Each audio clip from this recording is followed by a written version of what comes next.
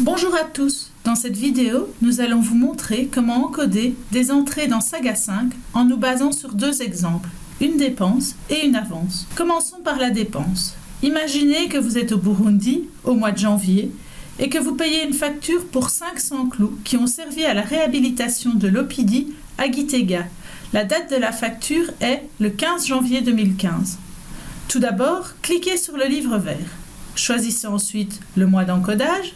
Sélectionnez janvier 2015. Ensuite, choisissez le journal de Gitega en francs burundais. Cliquez sur New.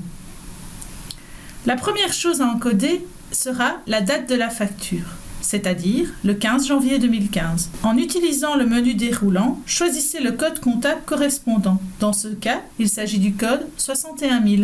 Construction et réhabilitation matérielle. Il vous sera ensuite nécessaire d'encoder la première description. En cliquant sur le champ de la première description, vous constaterez qu'un guide et un exemple vous permettront d'encoder la première description de manière standard. Si vous souhaitez plus d'informations sur les descriptions standards, référez-vous à la table des descriptifs standards. Dans notre cas, il sera nécessaire d'encoder la description de l'article, clou, la quantité, 500, le département ou le service, dans notre cas Réhab Opidi. Ensuite, dans la seconde description, vous devrez encoder les données suivantes. Le nom du fournisseur, le numéro de la facture, FAC 12 34 5. Ensuite, la référence du document d'achat, par exemple PL 15/2014. Et ensuite, le numéro de Reception Control 15/001, par exemple. Ensuite, vous devrez encoder le montant de la facture, 500 000 francs burundais, en dépenses. Lorsque les données comptables sont encodées, il sera nécessaire d'allouer la dépense sur le projet, le contrat de financement et la destination correspondant à la dépense. La dépense a été effectuée pour le projet Gitega. Sélectionnez Gitega. Ensuite, dans la fenêtre Ligne financière, choisissez le contrat de financement sur lequel la dépense doit être allouée. Pour notre exemple, nous allouerons les clous sur le contrat de financement 1500A, fonds propres MSF. La dernière donnée à renseigner est la destination. Dans notre cas, il s'agit d'une dépense pour une activité médicale. Il faudra donc sélectionner la destination OPS dans la fenêtre de l'axe analytique 1.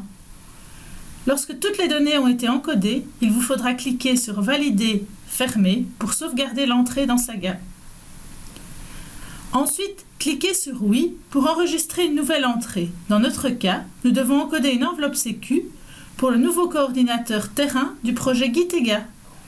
Comme pour la dépense, la première donnée à encoder est la date du document. Dans notre cas, la date mentionnée sur la demande d'enveloppe sécu est le 17 janvier 2015. Ensuite, vous devrez sélectionner le code comptable, c'est-à-dire 13 010, enveloppe sécuritaire.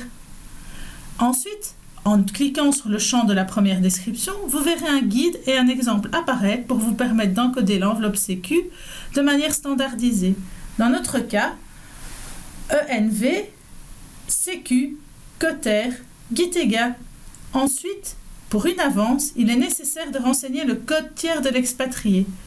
Cliquez sur la fenêtre du code tiers et descendez pour trouver le nom de l'expatrié. En sélectionnant sur le code tiers, vous constaterez que le nom et le prénom de l'expatrié s'inscrivent automatiquement comme seconde description.